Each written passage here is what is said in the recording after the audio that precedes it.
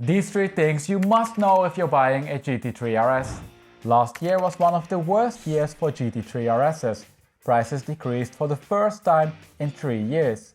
The price development in the last 3 months is similar to other GT markets, and key to know if you're in the market for a GT3 RS. The price to mileage sensitivity drops by almost 50% at a certain point, and you can use this to save some money if you're doing many miles. This is the market update for the GT3 RS. If you're new to the channel, welcome. This channel is all about analyzing car prices for various cars, whether they're increasing or decreasing. Typically, Porsche GT cars have strong price trends, and the GT3 RS is no exception. Yet, there are a few peculiarities you need to know before buying one. But before we dive into those price trends, I thought it is a good idea to give you an update on the upcoming market analysis. As always, you can expect regular market updates on popular Porsche and Ferraris. I cover the 911 Carrera, Boxster, Cayman and mid-engine Ferraris every 3 months. These videos tend to be popular, so I will continue to follow this schedule.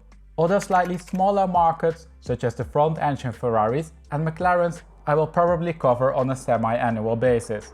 If you're a subscriber, you're probably already quite familiar with the price trends in those markets. I'm also working on analysis for cars that didn't feature yet on the channel. You can expect videos about the G-Class, Land Cruiser and Shelby GT500. Looking a bit further ahead, you can also expect videos on the BMW M2 and M4, Nissan Z, Lotus Emira, GR86, Giulia and Miata. So as you can see, I'm trying to increase the diversity of cars on the channel, but at the same time maintain coverage of the largest markets.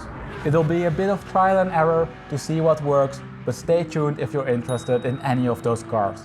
But now then, back to today's car, the GT3 RS. We start with a market overview.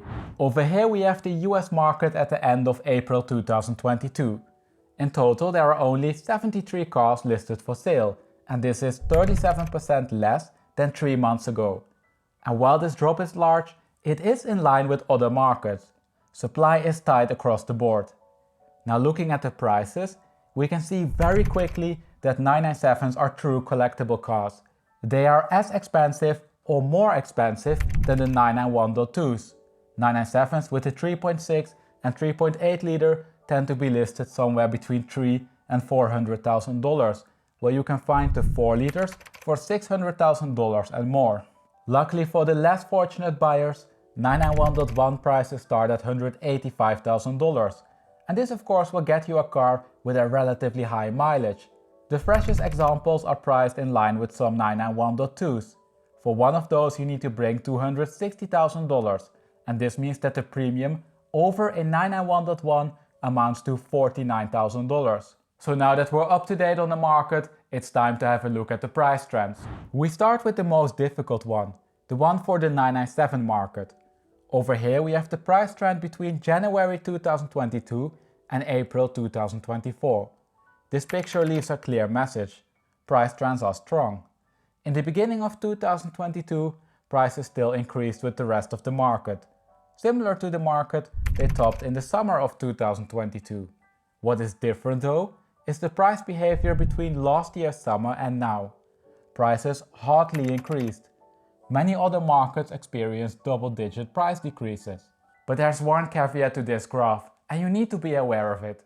The 997 market is extremely small, so the uncertainty in this trend is large. And this also means that there's no point in splitting it by engine type. Fluctuations would just be the result of the variation in the cars that are for sale at any given time. Therefore, I think it is better to look at this aggregate picture. The key takeaway from this is that prices have been relatively stable. Luckily for us, this problem is a lot smaller in the 991 market. So let's have a look. Over here we have the price trend for the Dot 2 in orange and for the Dot 1 in blue. And as you can see, last year was one of the worst years for GT3 RSs since mid-2020. Dot 1s are down by 3.9% or $8,700, while Dot 2s are down by 4.6% or $12,600.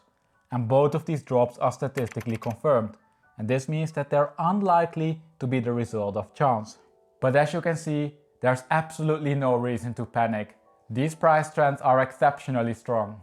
Compared to May 2020, they're up by 27.9% or $46,000 in the .1 market and by 23% or $48,900 in the .2 market. And these are not the largest increases when compared to other cars in this category, but definitely also not the lowest. Now if we look at the most recent 3 months, we can see that there is a change in the short-term trend. This is important information for buyers. Prices decreased between the summer of 2022 and January 2023. This is in line with the rest of the market.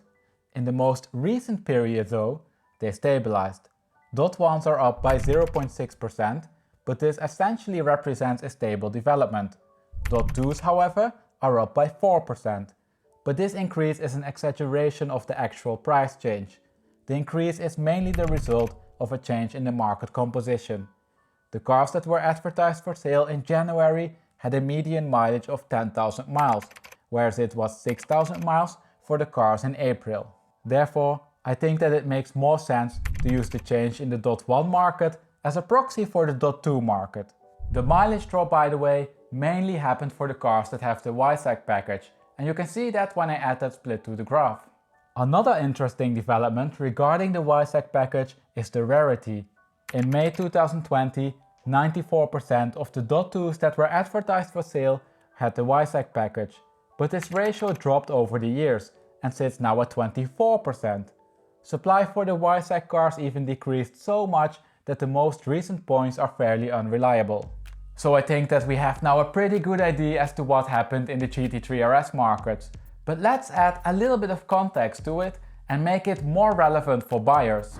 Buyers should be aware that the correlation between GT price trends is high, that the most recent development is most likely the result of a seasonality effect, that GT cars tend to hold their value well, and that this is of course highly dependent on the mileage. So first of all, it's important to know that the price trend in the GT3 RS market is similar to the ones in the rest of the GT market. Over here we have the price trends for the GT3, GT3 RS and GT2 RSs. And this graph reveals that there's a high correlation between the markets. Prices for all cars increased during the pandemic, topped during the summer of 2022, decreased and stabilized in the most recent 3 months. And the latter development is most likely the result of the seasonal spring effect. It's visible in many sports and supercar markets. For a potential buyer, this is of course an important development. If you want to have a GT3 RS right now, there's no way around it. You need to pay up. However, if you're planning to keep the car for a longer period of time, it might be worthwhile to wait and see if prices start to drop again. The market's price trend is still down and credit is tightening. That of course doesn't mean that GT3 RS prices will continue to drop. The 992 GT3 RS is here, and I am sure that we will see some extortionate prices. This in turn could drive up prices for the 991 GT3 RSs. Nobody knows for sure what will happen. It is a consideration that you need to make yourself. In general though, used GT cars have a history of holding their value well, and the latest price drop during the market correction confirms this. I mean, look at these trends. Compared to the market top, prices are down by 4 to 8%, and this is an exceptionally good result compared to other cars. There are cars that lost approximately 20% compared to 1 year ago. So unless there are unforeseen shifts in the macroeconomy, the price development in this market should be fairly stable. I think it's unlikely that prices will suddenly drop by 20%.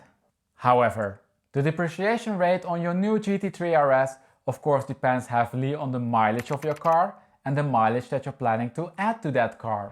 Over here we have the mileage sensitivity for the .1 and .2 markets.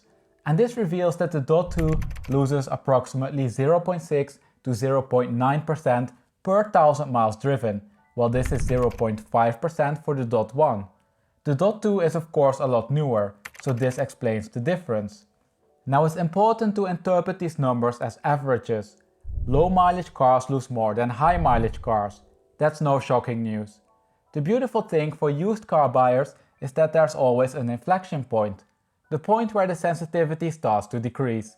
For the .1 at least, this point seems to be at approximately 10,000 to 15,000 miles. In the first 10,000 miles, the cars lose approximately $22,000, but the curve flattens after that.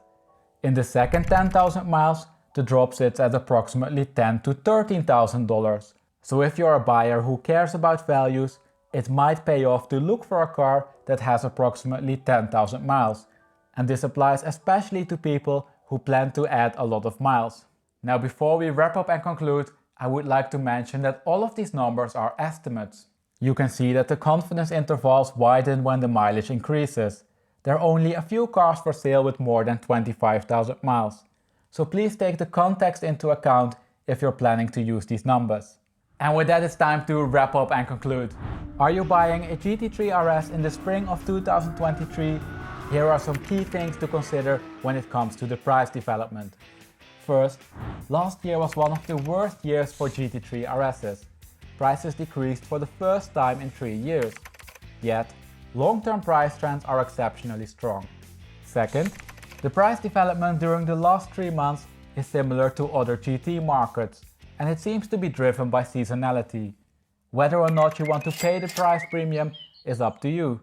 Yet, even if you decide to do so, it's important to know that GT prices tend to be relatively stable. The small size of the most recent drop is a testament to this. Finally then, point number 3, the mileage sensitivity drops by almost 50% after 10,000 miles. You can use this to save some money if you are doing many miles. And with that, we arrived at the end of this video. Now, if you find this video helpful in your buying or selling process, please click on the like button down below. Thank you. If you like this data-driven approach but would like to see it for a different car, head over to my channel. Over there you will find market analysis for a large variety of cars. Can't find the car you're looking for? Let me know the name of the car by commenting it down below in the comment section. As always, thank you for watching, and I hope to see you next week for a new video.